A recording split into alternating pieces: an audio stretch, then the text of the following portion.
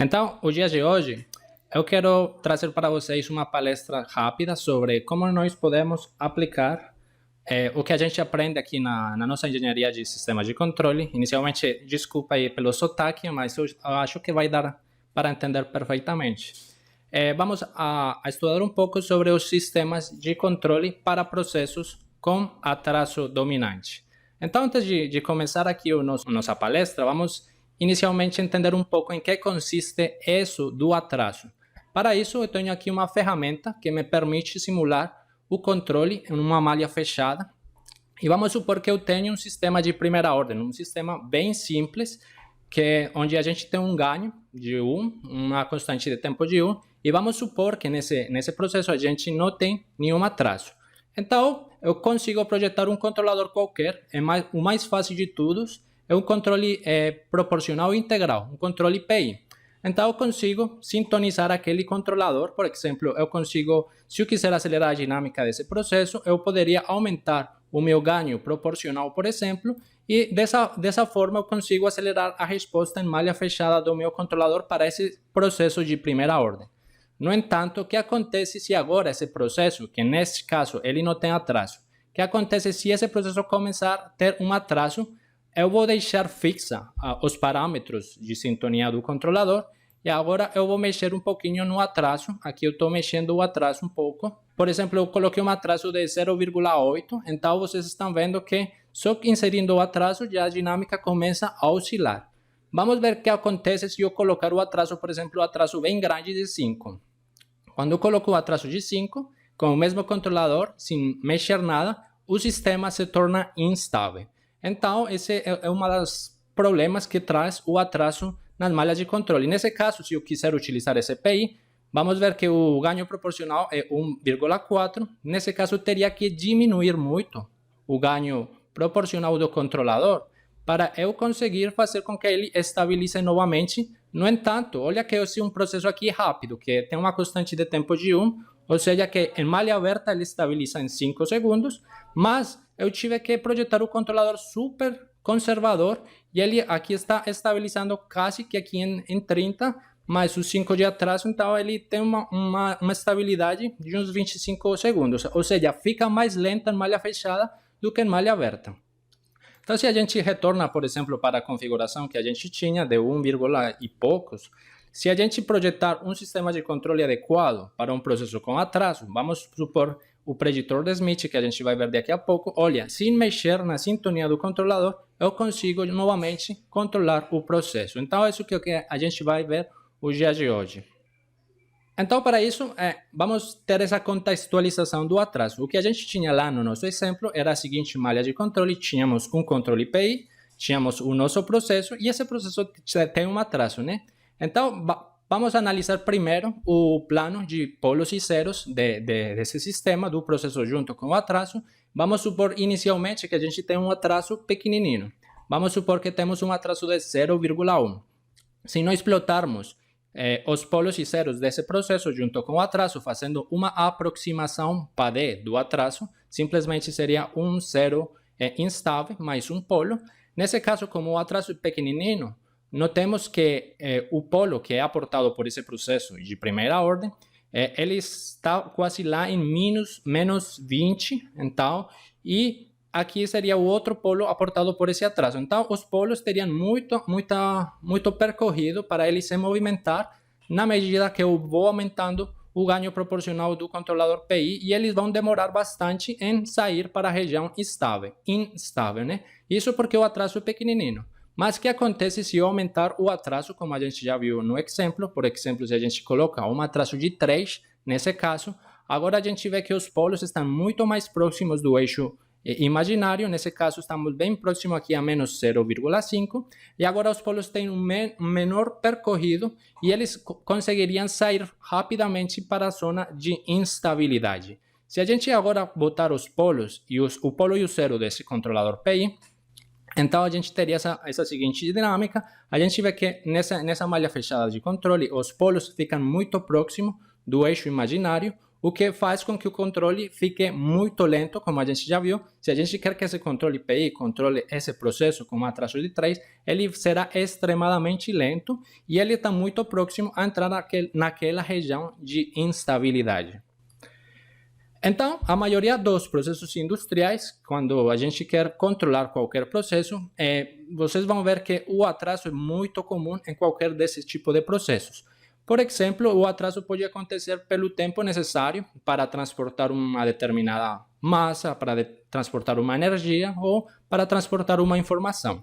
Nesse caso, temos um exemplo onde a gente está transportando uma energia, onde nós temos um tanque que ele está sendo aquecido com um resistor e, no caso, esse fluido está sendo aquecido e nós vamos botar um sensor lá no final dessa tubulação. Vamos supor que é uma tubulação muito comprida. Então, esse sensor unicamente vai detectar a variação de temperatura aqui em linha vermelha um tempo depois que o resistor começou a aquecer. Quando a gente acende o resistor aqui nesse degrau, ele vai demorar um tempo até ele realmente ver que o fluido está sendo aquecido, né? Então, esse seria o atraso que tem o transporte da energia através dessa tubulação.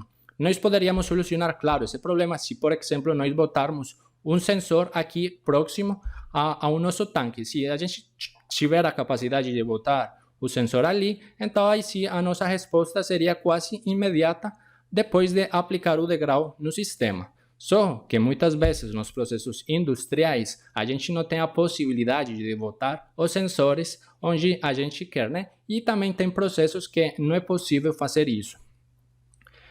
Nesse contexto que a gente está vendo aqui, esse atraso de transporte, então vamos voltar para o nosso exemplo clássico, uma malha de controle PI.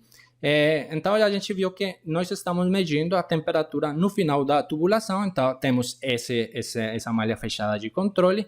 No entanto, se nós colocarmos o nosso sensor no processo, então a gente estaria lendo aqui depois do atraso e aí a gente solucionaria o nosso problema, porque o atraso ficou fora da malha fechada e aí esse controle PI controlaria muito facilmente esse processo, porque já o atraso não está mais embutido dentro da malha fechada de controle. No entanto, aqui tem outro problema. Nós estamos interessados nessa temperatura na saída dessa tubulação. O que aconteceria se um distúrbio ou uma perturbação estivesse entrando nessa tubulação? O nosso controlador nunca vai ver esse distúrbio. Então, esse distúrbio nunca vai ser rejeitado pelo controlador e então esse seria um dos problemas pelos quais a gente simplesmente não pode botar um sensor aqui, porque não estaríamos cegos no que estaria acontecendo nessa tubulação. Para isso, então, temos que pensar em estratégias de controle que saibam contornar esse problema do atraso. Além do atraso de transporte, como estamos vendo aqui, ele é um atraso de transporte porque, nesse caso, o fluido tem que ser transportado pela tubulação e isso demora um tempo até o sensor, claro, detectar a variação da variável. Também nos processos industriais é muito comum que aconteça outro tipo de atraso conhecido como o atraso aparente. Nesse caso, eu trouxe um exemplo de uma coluna de destilação. Na coluna de destilação, a gente entra com um produto e a gente quer que em cada prato da coluna de destilação extrair um componente qualquer. Essa coluna, então, terá diversos pratos ao longo da coluna e cada um desses pratos a gente pode modelar como se fosse um sistema de primeira ordem com multiplicidade n. Então, por exemplo, o primeiro prato ele terá uma dinâmica de primeira ordem, beleza? Ele não vai ter atraso, mas, por exemplo, o segundo prato ele já terá uma dinâmica de segunda ordem, porque tem uma multiplicidade de 2, então a derivada na origem é zero, então ele já começa a apresentar um pequeno atraso e assim sucessivamente. Por exemplo, no prato, sei lá, no 15, então teríamos um atraso bem característico, porque no começo a derivada é zero e temos um sistema de ordem 15 nesse caso. Então, nos primeiros instantes, teríamos esse atraso até finalmente ver a própria dinâmica da variável que estamos vendo nesse prato 15, por exemplo. E nesse caso, a gente também muitas vezes não consegue botar um sensor em cada um dos pratos, simplesmente para solucionar o problema do atraso. Então, existem diversas estratégias de controle aplicadas nesse problema do atraso que é acrescentada nas malhas de controle. Uma das primeiras, e as que vamos ver os dias de hoje, se conhecem como os compensadores de atraso de transporte, que no inglês é conhecido como DTC, Dead Time Compensator, e a outra estratégia é o controle preditivo baseado em modelo, o MPC, Model Predict Control.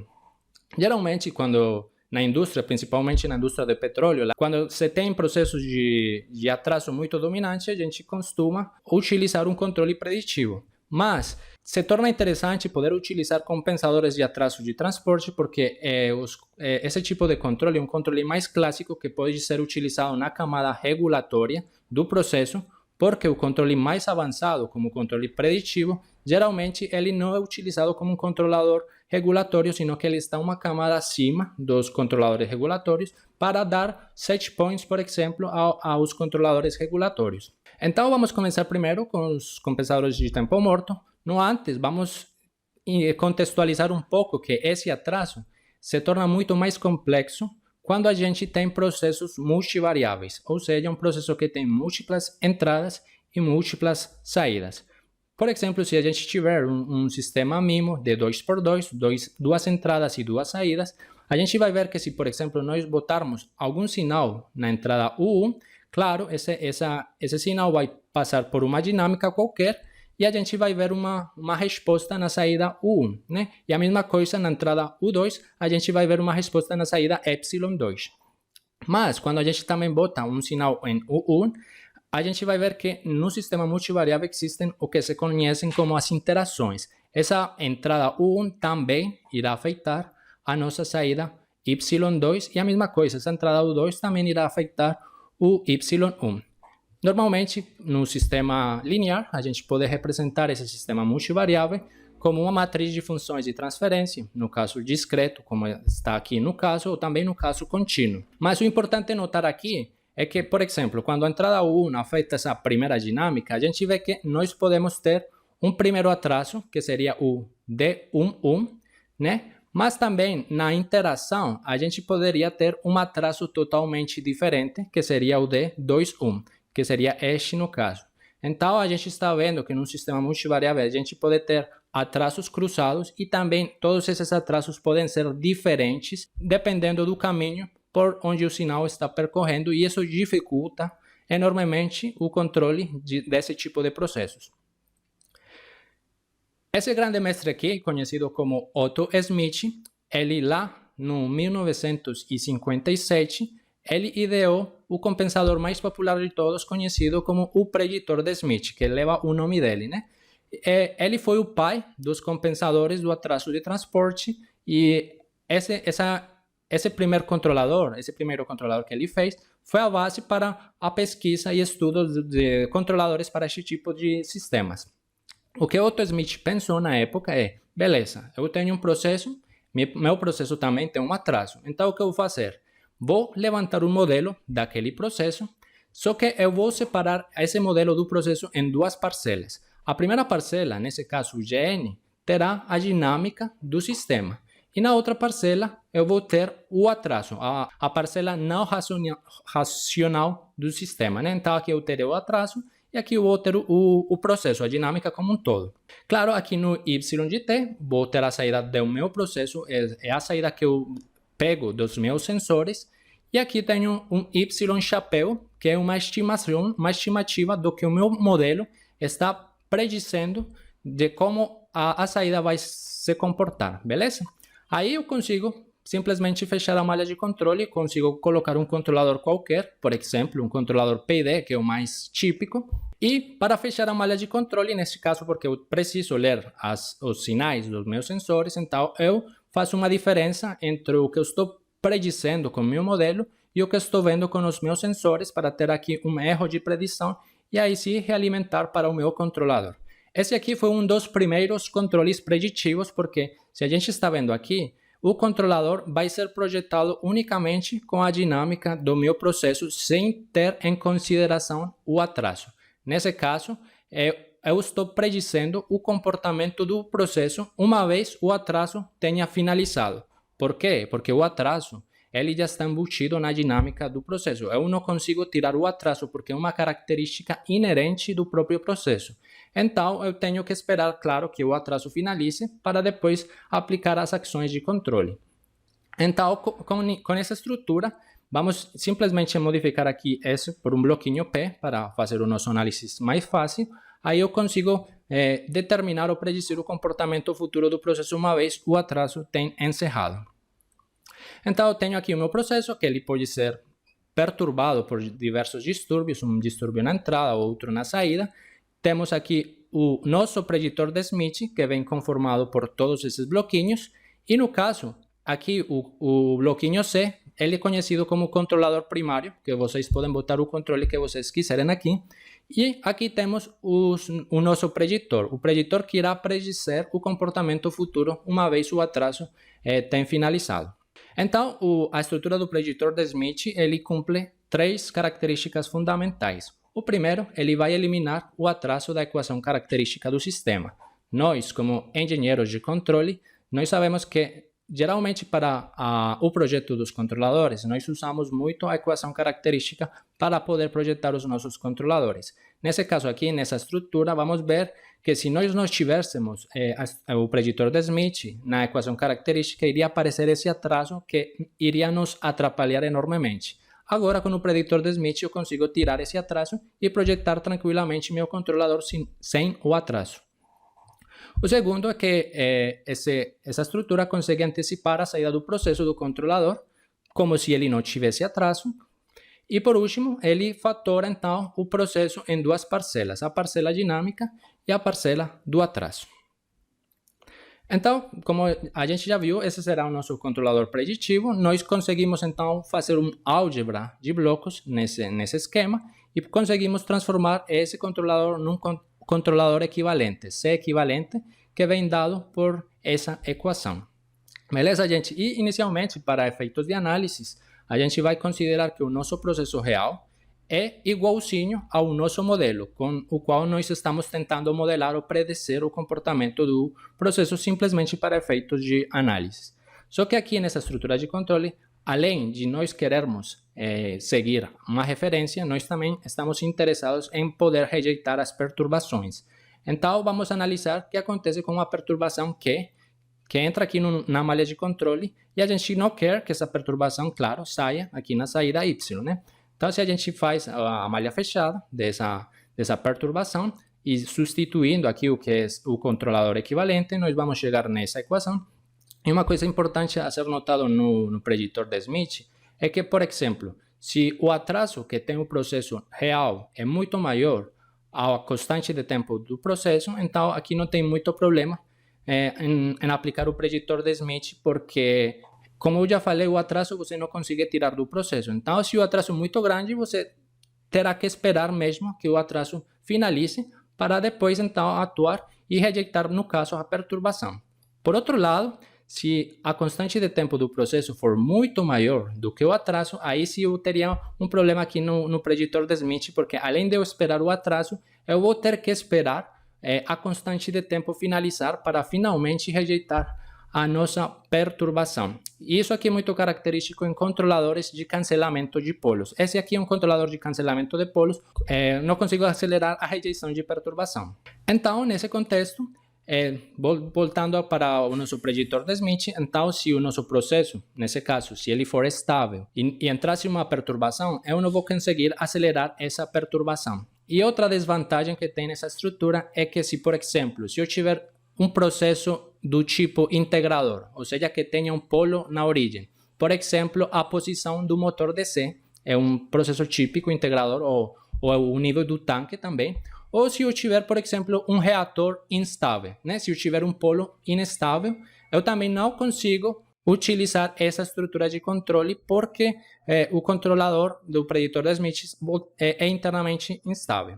Então, para solucionar esses problemas, essas dificuldades que tem essa estrutura, foi apresentada uma modificação do preditor de Smith, conhecido como preditor de Smith filtrado, que simplesmente ele coloca um filtro, nesse caso um filtro passa-baixas, no erro de predição.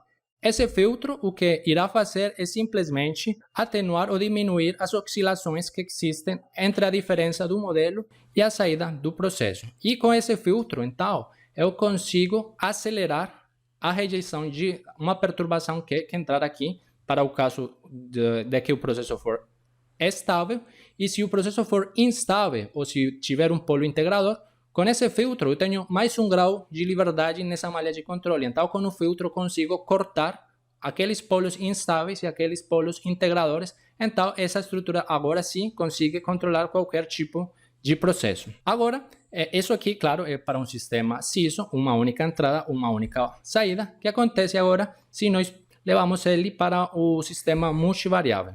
Antes disso, eu quero mostrar que esse filtro, a gente está vendo que esse sistema tem 3 entradas, que seria a referência, e as 2 perturbações Q e N. Então, se a gente faz aqui o teorema da superposição, e a gente obtém para a saída Y as 3 funções de transferência de malha fechada, a gente vai ver que da referência para a saída, a dinâmica é totalmente igualzinha a um sistema em malha fechada, e a gente está vendo que no denominador, que é a equação característica do nosso sistema, a gente vê que unicamente temos a dinâmica Gn, ou seja, já não temos o atraso, e por isso que é muito fácil projetar o nosso controlador, porque já não existe o atraso, né, na equação característica.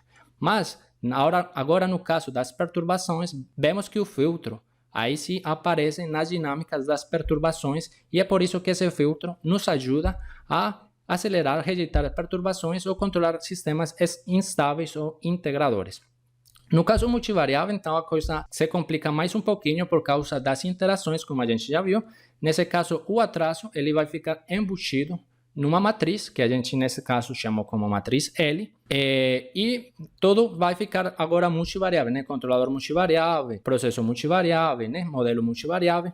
E aqui se cumpre exatamente a mesma coisa da referência para a saída, é uma malha fechada normal, e o filtro unicamente aparece, então, das perturbações para a saída. Para a gente, então, conseguir controlar, por exemplo, um sistema que for instável ou um sistema integrador, é preciso que, inicialmente, transformar essa estrutura de controle numa estrutura implementável. Ou seja, a gente tem que projetar inicialmente o filtro, porque aqui a gente já tem 2 graus de liberdade, ou seja, você tem que calcular o controlador e tem que calcular o filtro, né?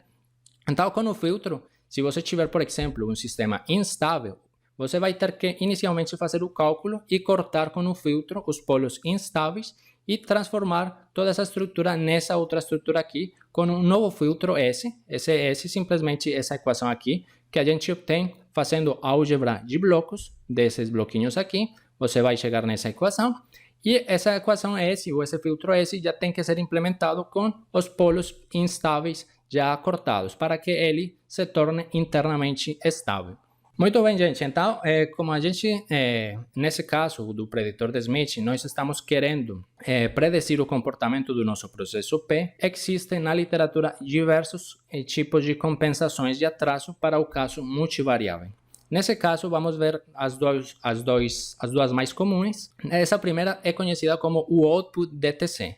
Nesse caso, a gente vai ver, lembrem que esse é um sistema multivariável, então, se nós temos aqui o nosso modelo, que na teoria seria a dinâmica do processo real, no L temos os atrasos desse processo real, porque a gente dividiu em dois, a gente vai ver que como esse é um sistema multivariável, então a gente já falou que ele poderia ter diferentes atrasos nas suas dinâmicas, né? Nas suas interações. A gente fazendo aqui álgebra linear, a gente vai ver que, por exemplo, nós não conseguimos tirar todos os atrasos do modelo rápido do sistema. Nesse caso, vamos supor que a gente tem um D1 mais D1 de atraso, né? Ou mesmo aqui D1, 2 mais D1. De aqui, da primeira linha, que seria a primeira saída do processo, eu só consigo tirar o atraso efetivo, o atraso comum, que seria, no caso, tirar o atraso D1 e o GO vai ficar com alguns atrasos residuais que eu não conseguiria tirar de jeito nenhum. Então, o problema dessa estrutura de compensação de atraso é que agora o nosso modelo, que em teoria era para representar só a dinâmica do processo, ele vai ter uns atrasos residuais. Mas a vantagem é que ele vai compensar, então, os atrasos realmente efetivos de cada uma das saídas desse sistema multivariável. A desvantagem é que agora, como esse carinha vai ter uns atrasos que eu não consigo tirar, isso vai dificultar, então, na hora de eu querer projetar meu controlador, porque esses atrasos, então, podem interferir no meu projeto de controle. A vantagem é que eu consigo preservar a característica principal do preditor de Smith, que é predizer o comportamento futuro do processo uma vez o atraso tenha finalizado. Mas na literatura também existe outro tipo de compensador de atrasos conhecido como o Full DTC. Nesse caso aqui temos novamente o meu modelo, que a gente vai chamar como PN, aqui simplesmente juntar o modelo dinâmico com o atraso para obter só essa saída de predição e comparar com a saída dos nossos sensores. E aqui nós vamos ter aquele modelo que seria unicamente a nossa dinâmica. Nesse caso do compensador Full DTC, a gente vai tirar por força bruta todos os atrasos. Então a gente vai ficar sem nenhum atraso no nosso modelo. E aqui, obviamente, o modelo SPN será um modelo todo completinho para poder obter a predição adequada do nosso processo. A vantagem dessa, então, é que a gente terá a compensação total dos atrasos e o projeto agora desse controlador se torna muito mais fácil porque esse cara já não tem atraso nenhum atrapalhando nossa vida na hora de nós querermos projetar o controlador. O problema é que essa estrutura já não garante mais a predição de saída, então ela não consegue predecir o comportamento do meu sistema real no futuro, uma vez o atraso tenha finalizado. E pelo tanto, como ele não consegue predizer isso, é difícil nós atingir uma determinada especificação no projeto de controle. A vantagem de utilizar aqui esses compensadores, bem seja o Full DTC ou bem seja o Output DTC, é que a gente pode utilizar estratégias de controle clássica. Por exemplo, quem já estudou controle multivariável terá estudado, por exemplo, o projeto de desacopladores. Os desacopladores, por exemplo, vamos supor que eu quero botar 2 desacopladores nessa malha de controle para tirar as interações próprias do sistema multivariável. Então, se eu tenho aqui esses 2 desacopladores, a gente consegue projetar os desacopladores simplesmente voltando para o caso mais fácil, que é um sistema 2x2, 2x2. Se a gente projeta esse desacoplador, que terá 4 funções de transferência discreta nesse caso, e a gente toma o nosso processo real, junto com o nosso modelo do nosso processo, o desacoplador o que vai fazer é remover essas interações que tem o sistema.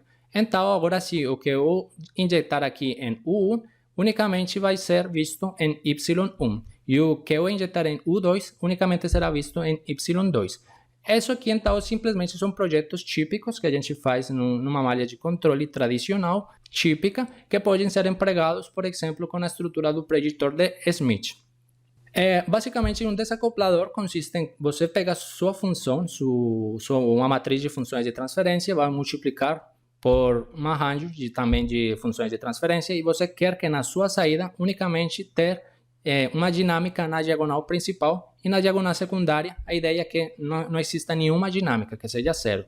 Aí existem diversas formas de calcular esses desacopladores.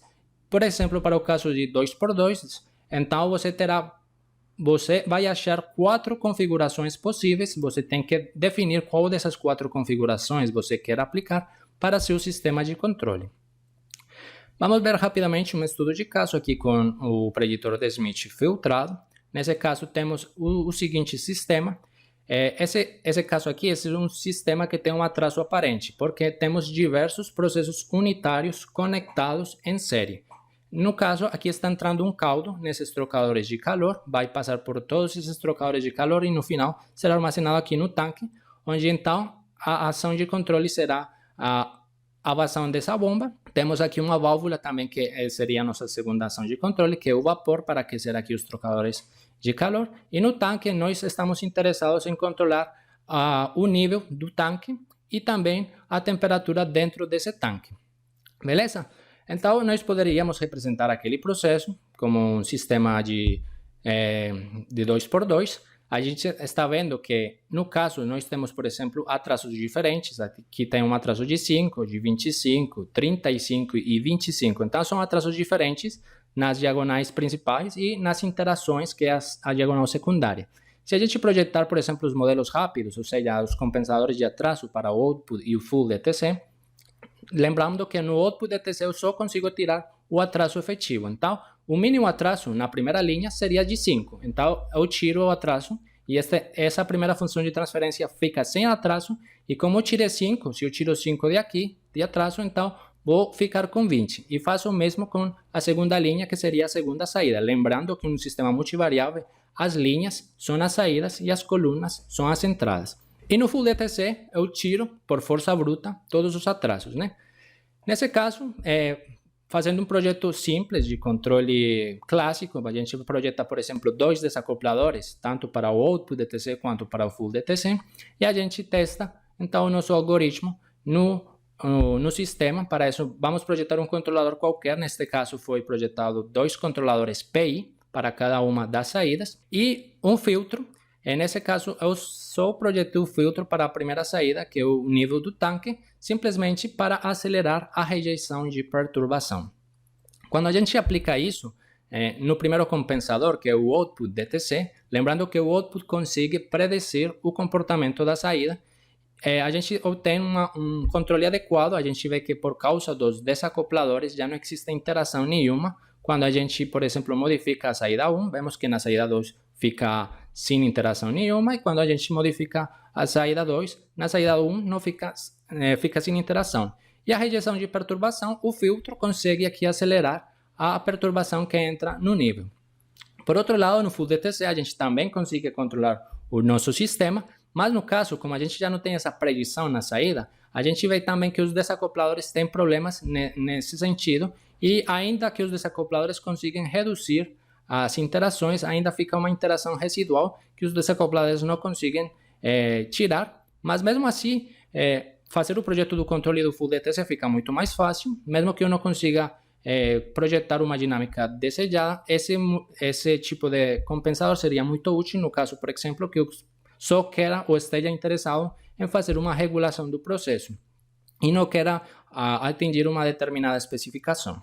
Mas muito bem, aqui a gente já viu que podemos utilizar os compensadores para controlar os sistemas com atraso, mas também na indústria é muito comum que seja utilizado um controle mais robusto, mais grande, mais complexo, como o controle preditivo baseado em modelo UMPC.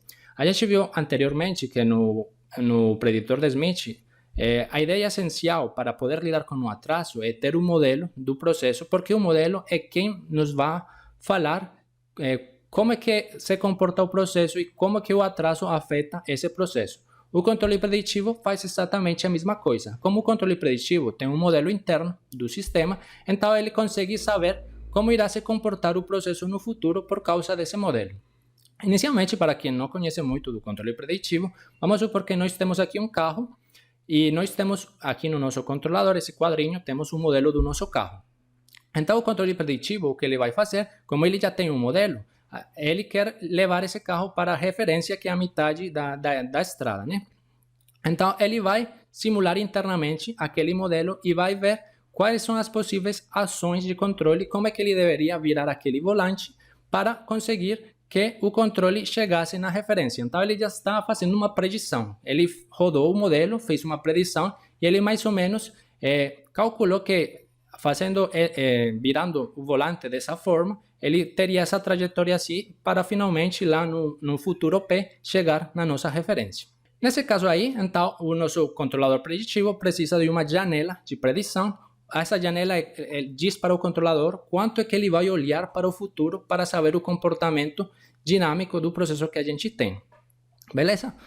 E com isso, como o controle preditivo é um controle ótimo, ele internamente tem um otimizador, por isso que ele é um controle avançado. Então, esse otimizador, pegando o nosso modelo, o otimizador vai começar a rodar diferentes casos para ele tentar achar um caso que tente minimizar o erro que existe na nossa trajetória atual e a referência. E também que tente minimizar o mínimo esforço de controle, que seria a mínima variação do nosso volante. Então, ele tem uma função multi-objetivo, onde no primeiro caso ele tenta minimizar o erro entre a referência e a saída do nosso processo, e na segunda parcela da função objetivo ele tenta minimizar o mínimo esforço de controle para eu atingir aquela referência.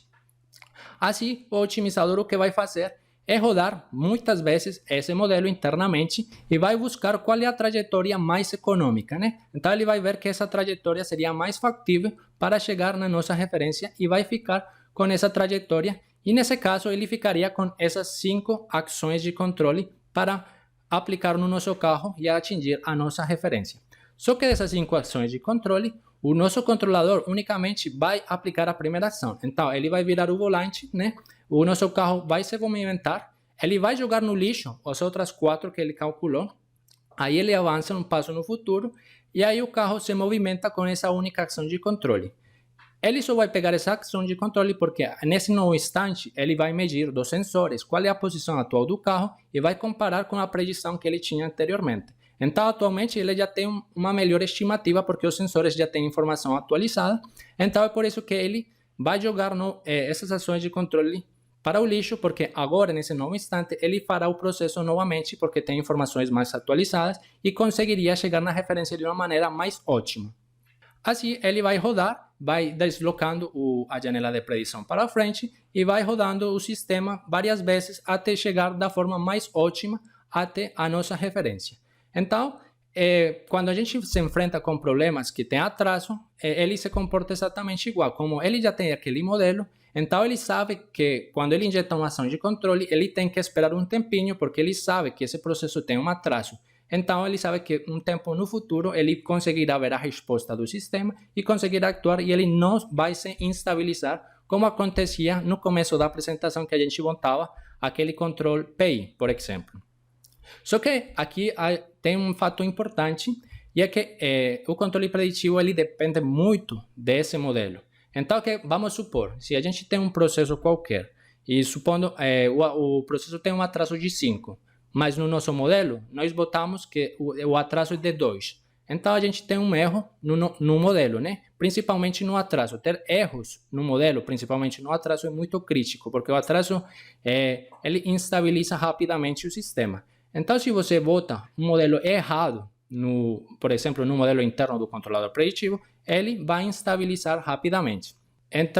Vamos passar aqui, aí que entra esse outro controlador, que ele propõe simplesmente, então, misturar 2 controladores, misturar o controlador preditivo e misturar o compensador de tempo morto. Então, aproveitar o bom que tem os 2 mundos. Nesse caso aqui, temos uma estrutura de um controlador preditivo, ele é conhecido como GPC, o Generalized Predictive Control é um dos controladores mais clássicos na área de controle preditivo. Ele tem o processo que a gente quer controlar e aqui na resposta livre ele tem um modelo desse processo com os quais ele, claro, irá a modelar o processo para jogar no otimizador, que a gente já viu que o otimizador vai jogar várias vezes aquele modelo até atingir aquela dinâmica mais barata.